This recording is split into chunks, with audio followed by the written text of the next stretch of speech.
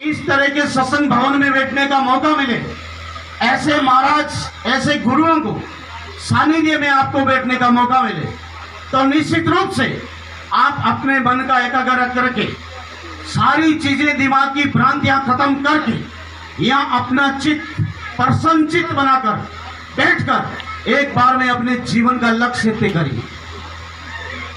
इसलिए आपको अपने आप को अनुशासन में लाना पड़ेगा। इसके लिए आपको सहनशीलता पैदा करनी पड़ेगी, आपको धैर्यवान बनना पड़ेगा, आपको ज्ञानवान बनना पड़ेगा, आपको ताकतवर बनना पड़ेगा, आपको क्रोध, ईर्ष्या ये सब दिमाग से निकालना पड़ेगा। एक भाई दूसरे भाई का बड़ा मकान नहीं देखना चाहता, ऐसी तुम लोगों में ईर्ष्या है, तुम भगत के लायक नहीं हो सकते। अच्छे और सच्चे लोग हमेशा मानव समाज की सेवा करते हैं, हमेशा वो दूसरों के बारे में भला सोचते हैं। आप तो अपने भाई के बारे में भी बुरा सोचने वाले। अगर आपके घर में, आपके परिवार में किसी औरत के शरीर पे ज्यादा आभूषण है, उसकी बहन बेटी पढ़ती है, उसका बेटा पढ़ता है, तो भी तुम्हारे पेट में मरोड़े चल रहे कि उसके नंबर ज्यादा कैसे आ गए, उसका भाई का मकान ऊंचा कैसे बन गया। अगर उन पे गाड़ी है तो भी तुम खुश नहीं, अगर उनके घर में खुशहाली है तो तुम्हारे दिल में खुशी नहीं।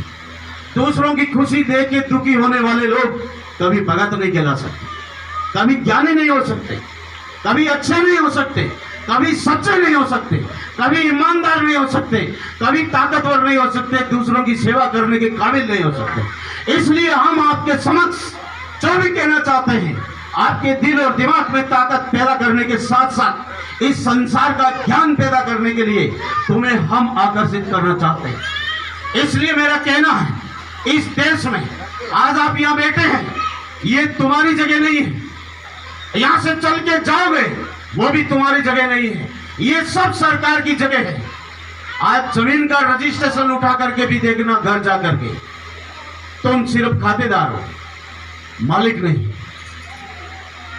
90 के अंदर भैरव सिंह शेखावत के समय राजस्थान प्रदेश में सभी तुम जमींदार लोगों को खातेदार बना दिया गया, और जिस जमीन में सरकार के लिए जो भी कीमती सामान मिलेगा तुम्हें तुरंत वहां से खदेड़ दिया जाएगा, और जो भी हमारे गवर्नमेंट का डीएलसी रेट है उसी डीएलसी रेट से तुम्हारा जमीन हथिया लेंगे, और सरकार तुम्हारे दुश्मनों के हाथ में। तुम्हारा इस देश में अपनी जबान से निकला कोई शब्द कानून बन के काम नहीं करता है। जिन नेताओं को तुमने सुना है, जो समाज के नाम से तुम्हारे बीच में आते हैं और राजनीतिक स्वार्थ से आते हैं, कांग्रेस और बीजेपी के आधार पर तुम्हारे बीच में उम्मीदवार बन के आते हैं। तुम्हारे जोधपुर में इधर भोपालगढ़ आपका विलाड़ा रिजर्वेशन है, या नागौर का जाइल दूसरा मेड़ता आपका रिजर्वेशन है। इन सभी आरक्षित शेड्यूल कास्ट की सीटों पे तुम्हारी जातियों का उम्मीदवार बनाया जाता है। लेकिन आप लोगों ने देखा होगा, कहीं भी पूरे देश में ऐसा कोई दलित एट्रोसिटीज का केस हो, चाहे दलितों के अत्याचार का मामला हो, चाहे राजस्थान प्रदेश में शेड्यूल कास्ट शेड्यूल ट्राइब्स की रिजर्वेशन कोटे की पोस्टें पूरा करने का काम हो, हमारे शेड्यूल कास्ट के आरक्षण के आधार पर जो हमारी सरकारी नौकरियों में पोस्टें खाली पड़ी है, पिछले 18 साल 4 लाख के समथिंग नौकरियां हमारी, लेकिन आपका कोई विधायक विधानसभा में नहीं बोल सकते। क्यों नहीं बोल सकते? क्योंकि उसके गले में दुपट्टा बंधा। आप दूसरे के घर में बैठ के कभी भी पंचायती नहीं कर सकते, और आप सोचते हैं ये हमारे समाज के नेता है। इसलिए हमारा कहना है, तुम्हें दोस्त और दुश्मन, अपने और पराई की पहचान करने के लिए तुम्हें अपने दिल और दिमाग को जगाना पड़ेगा। अगर तुम्हारा दिल जज करे कि पुखराज मेघवाल सत्य कह रहे, पुखराज मेघवाल सही कह रहे, तो तुम्हें मानना चाहिए। हमारी कोई जोर जबरदस्ती नहीं है कि हम जो कह रहे वो सही है। महात्मा बुद्ध ने कहा, आपो भोए आपो दीपे, अपना स्वयं अपना दीपक खुद बने। अगर आपके दिमाग में ज्ञान होगा तो आपके जीवन का कल्याण होगा। ये भजन गाने वाले के दिमाग में कितना भी ज्ञान होगा, लेकिन तुम्हारा कल्याण नहीं होगा। इसलिए मैं कहना चाहता हूं, इस संसार में जिसने एरोप्लेन बनाया है, जिसने समुद्र में जांच करके कुछ निकाला, जमीन में से निकाल रहे हैं या पढ़ाई लिखाई करके इस देश को चला रहे हैं, चाहे वो सुप्रीम कोर्ट, हाई कोर्ट में बैठे जज, तुम्हारे कलेक्टर, एसपी, इस देश में सरकार चलाने पर मुख्यमंत्री और प्रधानमंत्री बन रहे, वो भी तुम्हारे जैसे ही इंसान है। वो कोई आसमान से उतर के नहीं आए, उनके पास भी तुम्हारे जैसा ही दिमाग है।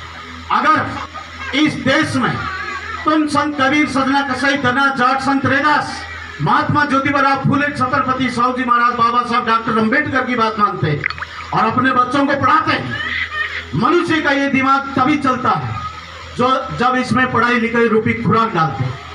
अगर इसमें पढ़ाई लिखाई रूपी खुराक नहीं डाला तो हाथ पैर से मेहनत करके गधे की तरह पेट भर सकते हैं, जेब नहीं भर सकते। जेब भरने के लिए तुम्हारे दिमाग का ज्ञान का होना जरूरी है। बैठे बैठे इन कूलर, पंखे में, एयर कंडीशन में 50,000 रुपए महीना, लाख रुपए महीना कमा सकते हैं। अब हम लाख रुपए महीना खर्चा करके चलते हैं और तुम्हें 2 वक्त का अच्छा भोजन नसीब नहीं होता, तो ये बड़ी विडंबना है। इन गुरुओं के माध्यम से, इन पाखंड के आधार पर, ब्राह्मणवाद के आधार पर समझाने वाले लोगों की वजह से वो क्या कहते हैं, तुमने पिछले जन्मों में बुरे कर्म किए इसलिए भगवान ने तुम्हें गरीब बनाया। पिछले जन्मों में बुरे कर्म किए इसलिए भगवान ने तुम्हें कमजोर बना दिया, नीच बना दिया।